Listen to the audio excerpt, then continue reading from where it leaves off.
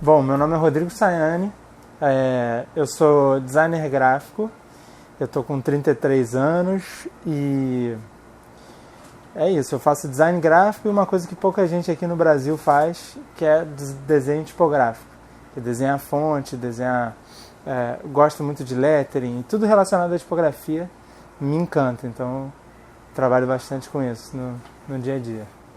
Eu trabalho na Plau, tenho uma empresa de design chamada Plau há 3 anos, 2 anos ou 3 anos, acho que 3 anos. Então, tenho a Plau há 3 anos e é um estúdio que tem essa onda da tipografia muito forte e que com isso a gente acaba que vai trabalhando em coisas paralelas, assim, branding, que tem uma relação com a tipografia muito forte, desenhos de tipo mesmo, que a gente vende MyFonts, na nossa própria loja também. Enfim, acho que é por aí, assim, a onda do trabalho é muito tipográfica e fazendo coisas que a gente curte bastante também. Quando eu estava para fazer a faculdade, assim como todo mundo, tinha pouca noção do que era cada coisa. Meu pai tinha uma empresa de marketing, trabalhava muito marketing, trabalhava muito essa coisa do atendimento, era o que ele mais fazia na época. E eu me encantei por essa história da administração, achei que pudesse ser genérico o suficiente para eu poder aplicar em N aspectos da minha vida. Falei, vamos de administração. Eu já entendia um pouco o que era o design, assim, meu pai sempre teve muito gosto por design. Tem um livro dele, sei lá, de 1993, que ele deu para os 3 filhos, que era sobre design. Mas a administração foi a minha primeira parada ali.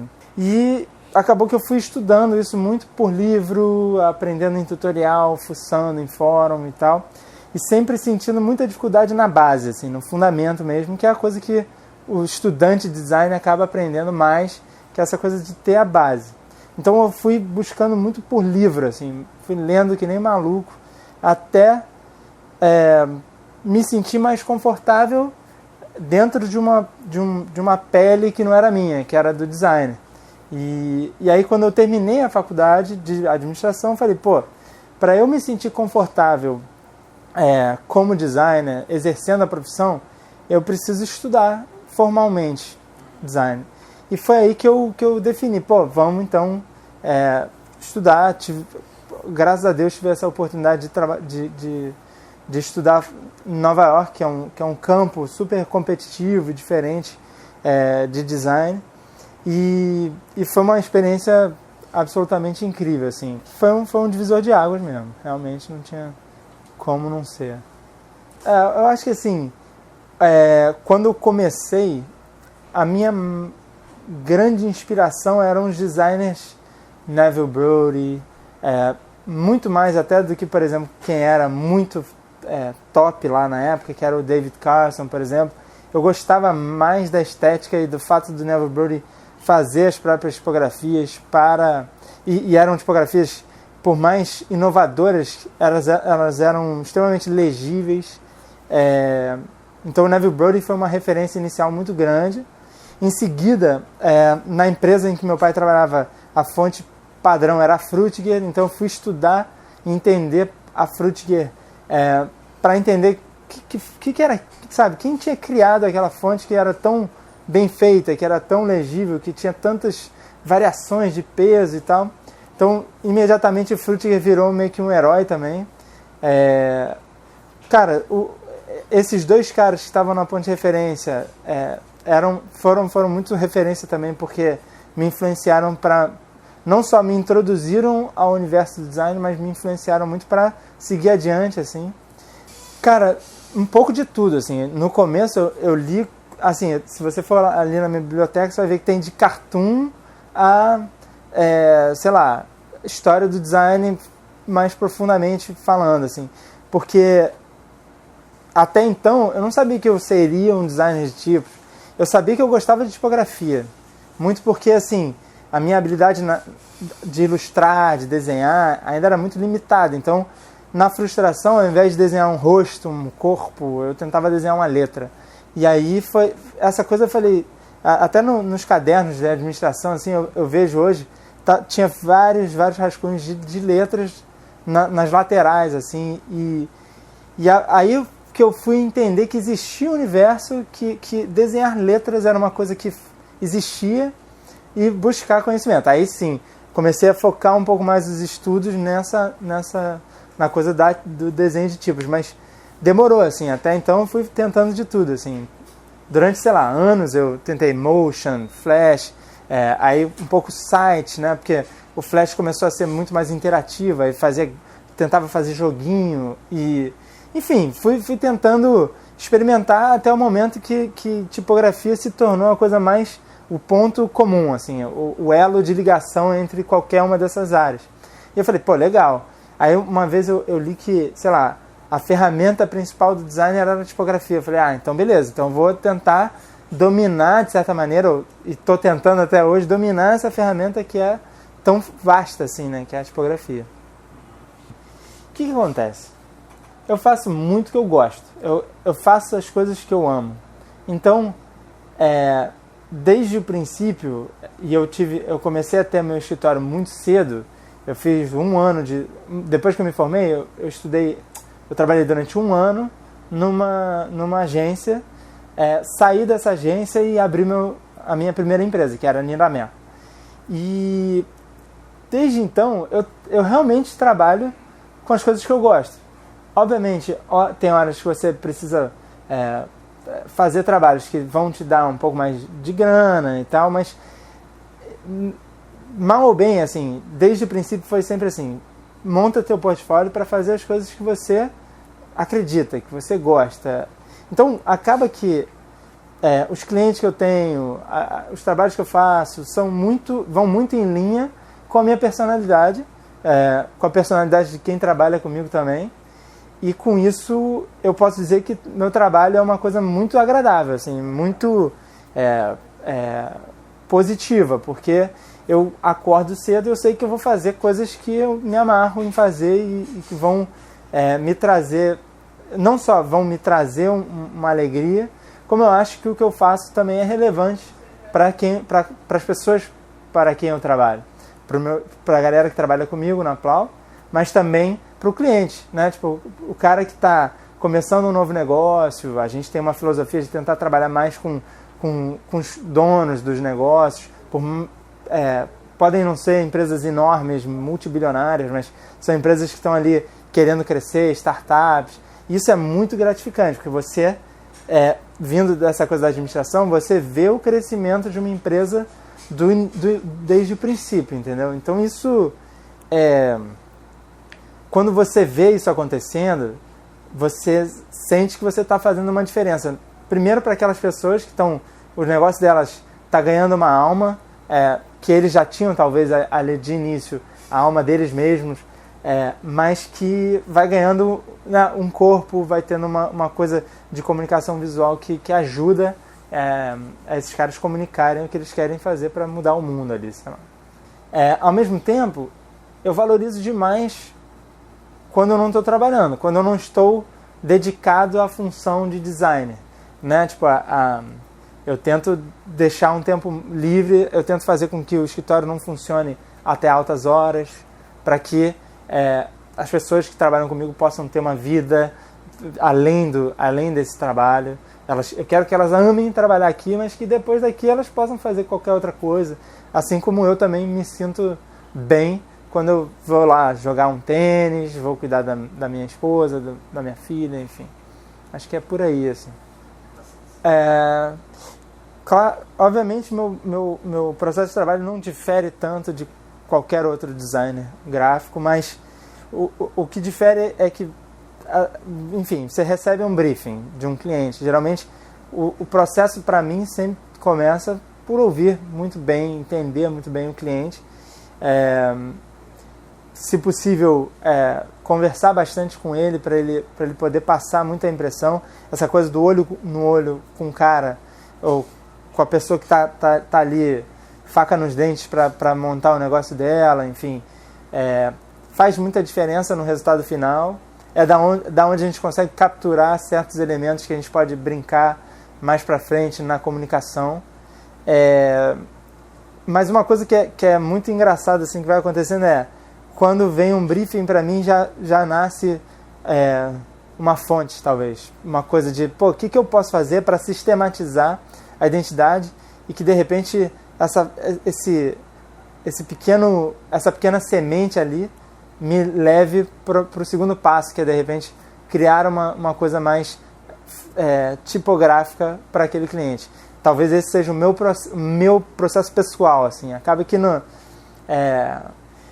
na Plau eu tento usar muito o processo deles também, da galera que trabalha comigo, porque me traz coisas muito novas, diferentes, que eu não teria se eu tivesse sozinho. E aí, cara, realmente rascunhar, dependendo, pesquisar muita referência, definir referências até e principalmente fora do design, que enfim, você vai fazer um projeto para uma coisa de alimento. Você tem que entender o universo do cara. E eu acho que é isso que faz o design ser tão divertido, tão legal, porque você vai aprendendo, você nunca para de aprender.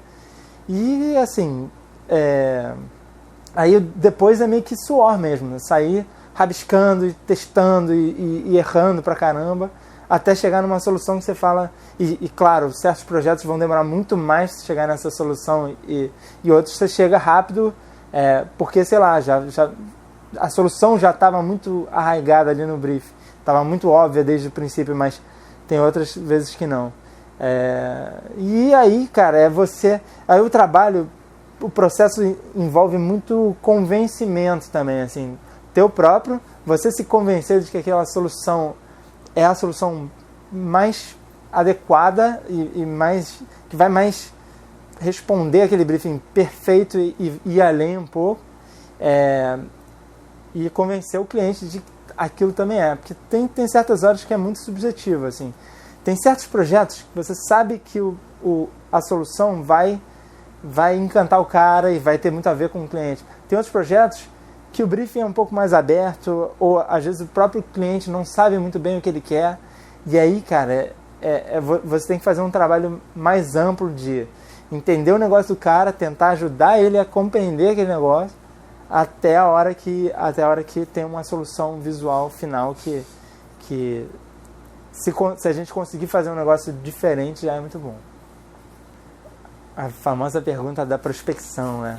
Então, a gente nunca teve um sistema muito particular de prospecção, assim. Eu sempre acreditei que fazendo bons trabalhos, por menores que eles sejam, você vai atrair trabalhos que talvez pode ser menor até, mas cada vez mais gratificante, cada vez mais dentro do que você gosta e consequentemente, cada vez com mais budget, com mais possibilidades, com mais abertura para fazer coisas novas, e acaba que boca a boca vira uma coisa muito importante, assim. Então, tentar sempre atender muito bem cada cliente que você atende, para daí fazer com que ele fale assim, legal, ou que o próprio trabalho se espalhe de alguma maneira. Essa coisa de você espalhar o seu trabalho por aí via internet, por mais que já não seja uma ideia muito nova, na época não existia, mas hoje é muito tranquilo, assim, de você fazer esse tipo de coisa. Então, acaba que é assim que a gente tenta prospectar, tentando fazer bons trabalhos e se relacionando bem com quem a gente está fazendo trabalho naquele momento. Cara, eu acho que o meu processo de trabalho tem muito a ver com a Parsons, com a escola, assim.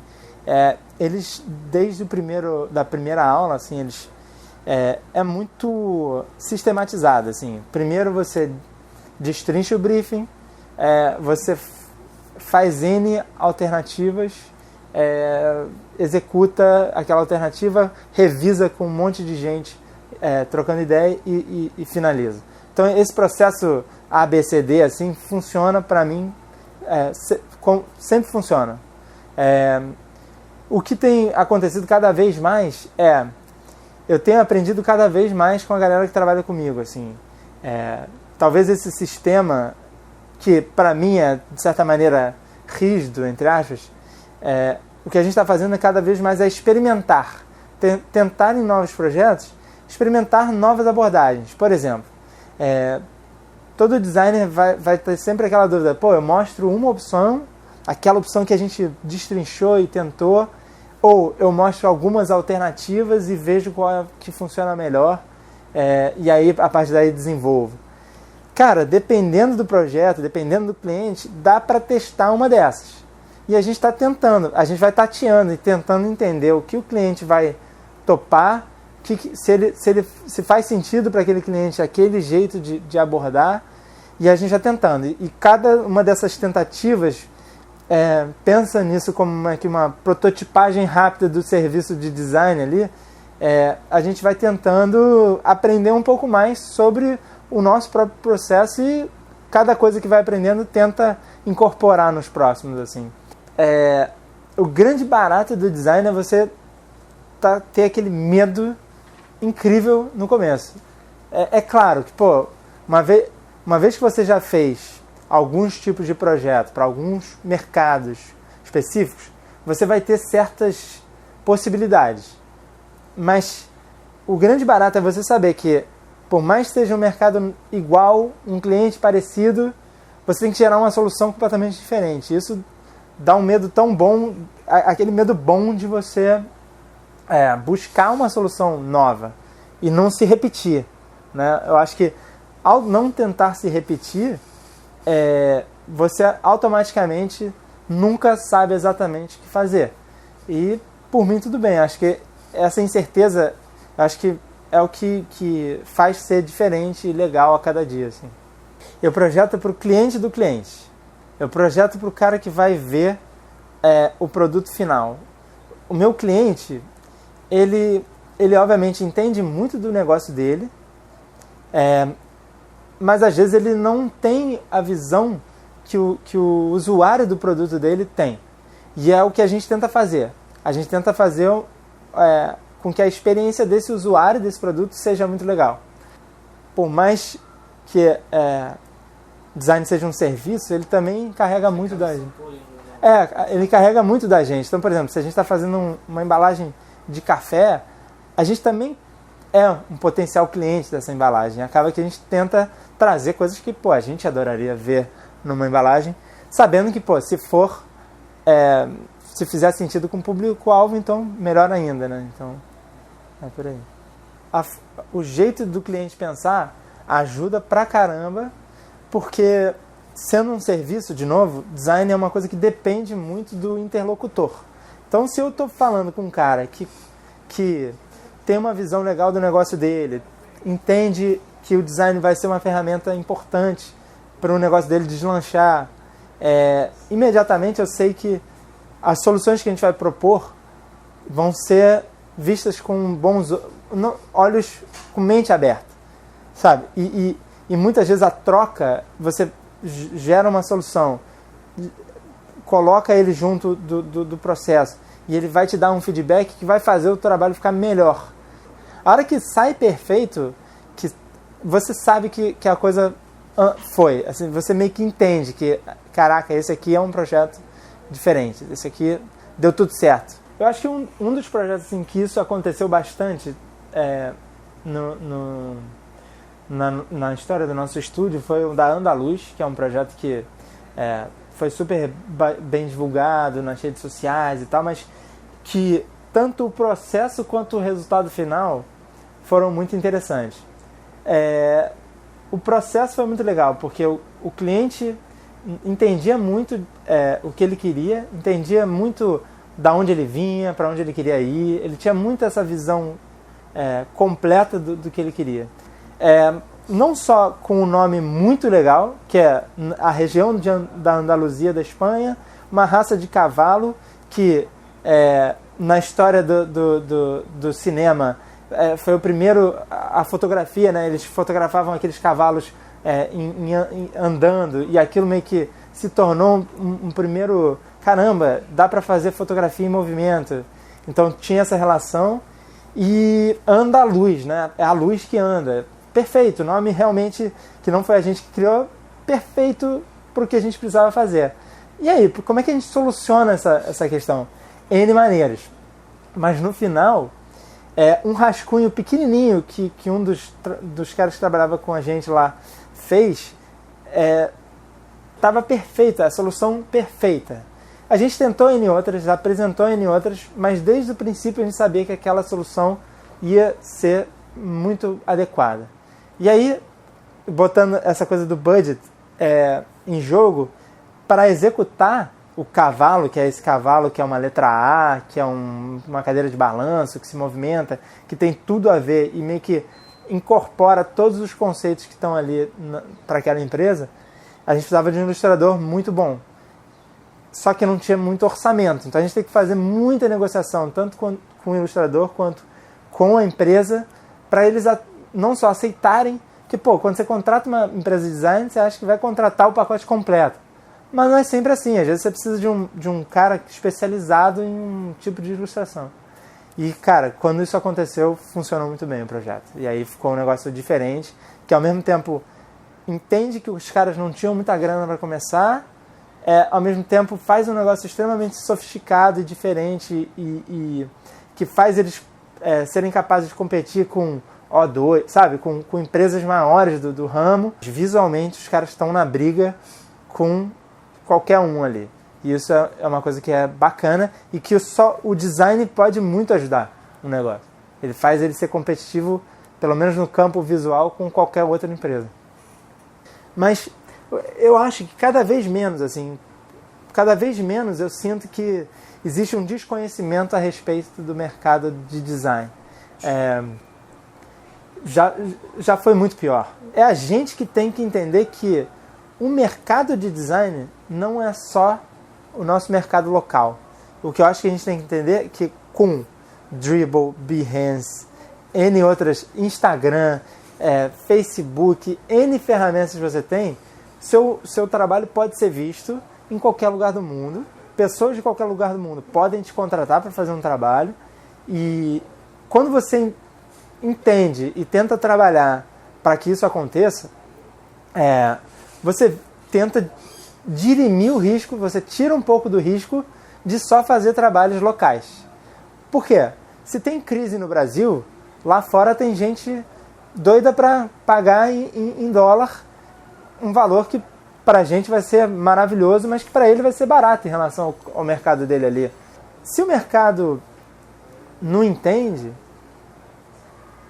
talvez a gente esteja fazendo alguma coisa errada. Assim. Talvez a gente tenha que entender que não é só esse mercado que existe. E ao olhar trabalhos de designers brasileiros sendo feitos lá fora, talvez o brasileiro olhe e fale, legal, tem uma coisa de design aqui forte, assim. Acho que é por aí, assim.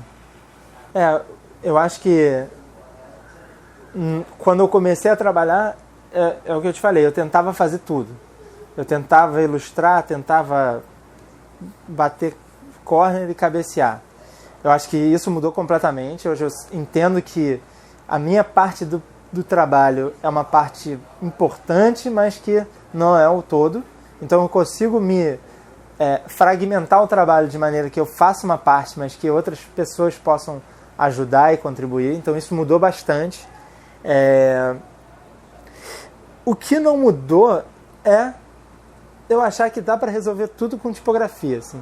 Isso para mim não mudou. Eu acho que se tudo der errado, e é uma coisa que me preocupa cada vez menos, assim, esse não vai dar errado, se tudo der errado, tem a tipografia para salvar, entendeu? Ela tá ali para... Você volta para as raízes, entendeu? Você não precisa viajar muito longe para chegar na solução. Acho que isso não mudou. Eu sempre achei que fosse assim e para mim sempre dá para chegar lá. Eu acho que o mercado de design, como eu te disse, está evoluindo com certeza. Assim, você vê eventos vindo para o Brasil, eventos internacionais se interessando pelo Brasil, o design brasileiro sendo valorizado lá fora, talvez ainda até mais do que ele é valorizado por nós mesmos.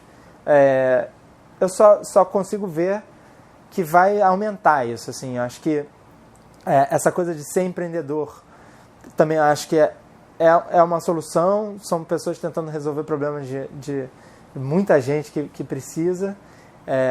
Eu acho que isso vai fazer com que o mercado de design continue sendo muito demandado. Seguir trabalhando as coisas que você gosta, que acredita e acho que com o tempo isso se reflete no trabalho. Assim. O que eu diria para qualquer designer que está começando é estude tipografia muito, porque na minha opinião e na opinião de muitos designers é o que faz com que o designer A se diferencie do designer B. Fora isso, cara, é tentar se entender e entender o que na sua vida é diferente. Por eu ser administrador, eu trouxe uma série de coisas que eram completamente diferentes de um outro designer que adora ler, sei lá, Nietzsche, entendeu? Ele vai trazer uma série de referências completamente diferentes e se ele conseguir trazer isso para o trabalho dele, ele vai ser um cara muito mais especial do que um outro que não tem aquilo. Então, cada designer é formado por todas as referências que ele teve na vida, por tudo que ele leu, por tudo que ele viveu. Com isso, ele tem a chance de ser completamente diferente de qualquer outro. Então, tentar buscar menos referências em Behance, que é maravilhoso, eu adoro essas ferramentas e tal, mas que a resposta não necessariamente está lá. Ela está nas coisas que você faz quando você está longe do Behance, né? Tipo na festa que você vai no fim de semana, no cinema que você viu naquela tarde, sei lá, tá por ali as respostas.